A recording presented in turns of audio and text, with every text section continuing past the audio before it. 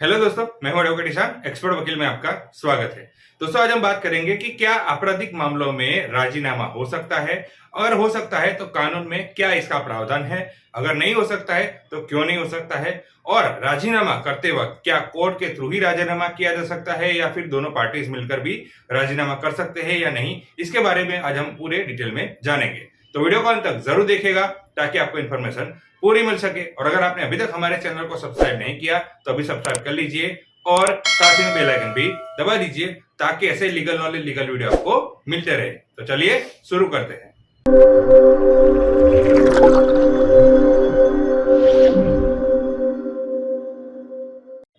किसी भी व्यक्ति के साथ अगर कोई अतिक्रमण होता है तो उनके पास दो रास्ते होते हैं किसी भी अपराध को दर्ज कराने के लिए।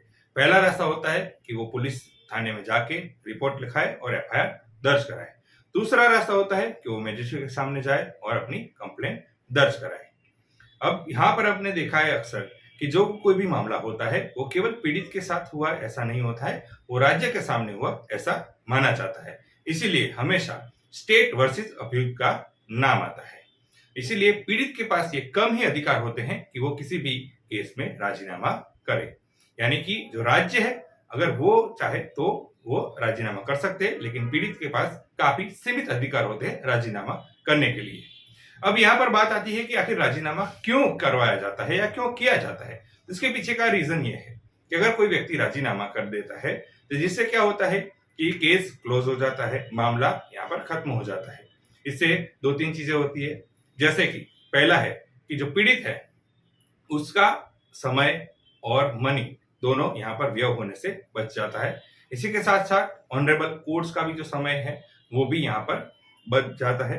इसके साथ साथ दोनों पक्षों के बीच में, चाहे पीड़ित हो या फिर अभियुक्त पक्ष हो, दोनों के बीच में जो एक मनमुटाव है, एक नाराजगी है, वो भी यहाँ पर खत्म हो जाती है और एक सौहार्द का जो है एनवायरमेंट क्रिएट होता है। जनरली अगर दोनों पीड़ित के पास जो सीमित अधिकार है उससे वो अगर राजीनामा करवाता है तो जनरली वो लोक अदालत के माध्यम से ही किया जाता है। यानी कि जिस केस में, जिस मामले में यहाँ पर पीड़ित को जो अधिकार दिया गया है राजीनामा करने का, वो अक्सर लोक अदालत के माध्यम से होता है। यहाँ पर मैं बात करूं कि राजीनामा दो तरीके से किया जा सकता है। पहला है कि पीड़ित और अभियुक्त दोनों मिलकर राजीनामा कर सकते हैं, और दूसरा है कि कोर्ट की मर्जी के बिना, कोर्ट की सम्मति के बिना राजीनामा नहीं किया जा सकता है। तो हम समझते हैं कि कौन कौन से ऐसे मामले हैं जिनमें कोर्ट की सम्मति के बिना राजीनामा नहीं किया जा सकता। तो सीआरपीसी सेक्शन 320 में यह बताया गया है कि किन मामलों में अभियुक्त और पीड़ित पक्ष मिलकर राजीनामा कर सकते हैं, और ऐसे कौन कौन से मामले हैं जिनमें जो है कोर्ट की अनुमति से ही राजीनामा किया जा सकता है। लेकिन कुछ ऐसे मामले भी होते हैं जिनमें ना तो पीड़ित पक्ष और अभियुक्त पक्ष मिलकर भी राजीनामा नहीं कर सकते हैं और ना ही कोर्ट की अनुमति लेकर भी उसमें राजीनामा नहीं किया जा सकता है। उसमें केवल सजा ही एक विकल्प होता है।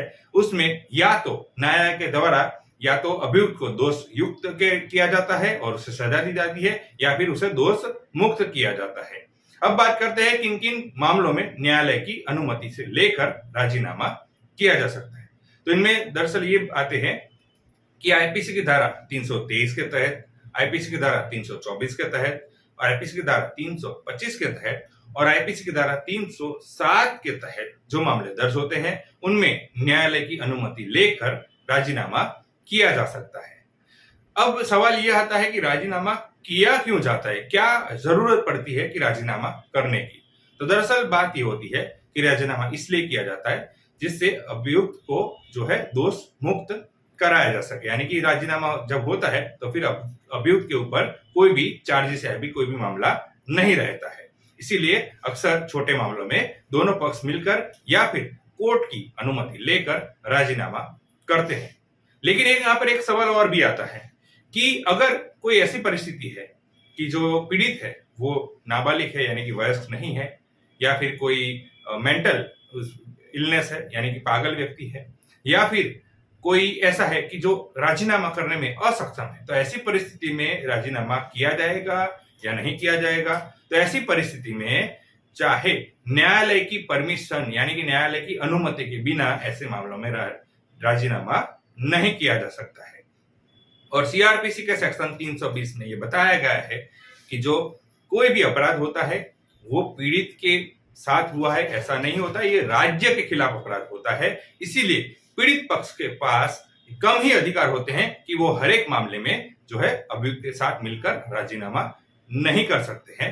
राज्य ही अभियुक्त के साथ मिलकर राजीनामा कर सकते हैं, और अगर वो भी नामदार कोर्ट की अनुमति लेकर। तो ये थी इंफॉर्मेशन कि आपराधिक मामलों में राजीनामा हो सकता है या फिर नहीं हो सकता, अगर हो सकता है किन धाराओं के तहत हो सकता है, और जो राजीनामा है वो न्यायालय की अनुमति के बिना या फिर अनुमति से ही हो सकता है, और जो है पीड़ित पक्ष के पास राजीनामा करने के लिए कौन कौन से अधिकार होते हैं।